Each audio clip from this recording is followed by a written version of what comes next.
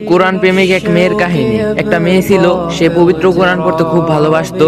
সে সময় পেলে কোরআন পাঠ করত। তার ব্যাগে সবসময় ছোট একটা কোরআন থাকতো। গাড়িতে বসেও সে কোরআন পড়তো। তার তেলাওয়াতে এত মুগ্ধ ছিল যে যে কোনো পাষাণ ব্যক্তির মনও গলে যেত। রাতে যখন ঘুম ভাঙতো তখনই সে কোরআন পড়া শুরু করত। একদিন মেয়েটি মারা যায়।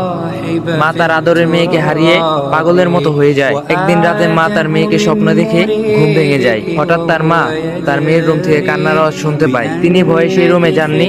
পরের দিন সকালে তার বাবাকে জানান, কিন্তু সে বিশ্বাস করে না। পরের দিন সকালে তার মা আবারও সেই কান্নার আওয়াজ শুনতে পায়। তারপর তার বাবাকে বলে, বাবাও শুনে ভয় পেয়ে যায়। তারপর সকালে এই ঘটনাটি মসজিদের ইমাম সাহেবকে বলে। তারপর ইমাম সাহেব এই ঘটনাটি যাচাই করার জন্য ওই মেয়ের বাসায় এক রাত থাকে। রাত একটা বাজতে না বাজতেই সবাই সেই কান্নার আওয়াজটা শুনতে পায়। মনে হচ্ছিল অনেকজন মিলে কান্না করতেছিল। তখন ইমাম সাহেব কেঁদে ফেললেন আর বললেন, এটা ফেরেশতাদের কান্নার আওয়াজ। মেয়েটি প্রতি রাতে এই সময় কোরআন তেলাওয়াত করত, যা শুনতে ফেরেশতারা এখানে আসতো। এখন তারা মেয়েটিকে না দেখতে পেয়ে তারা প্রতি রাতে এই সময় এসে কান্না করে। মহানবী সাল্লাল্লাহু আলাইহি সাল্লাম বলেছেন, কোরআন পাঠ দক্ষ ব্যক্তি উচ্চ মর্যাদা সম্মান ফেরেশতাদের সঙ্গী হবে। আল্লাহ আমাদের সবাইকে এইভাবে কোরআন তেলাওয়াত করার তৌফিক দান করুক।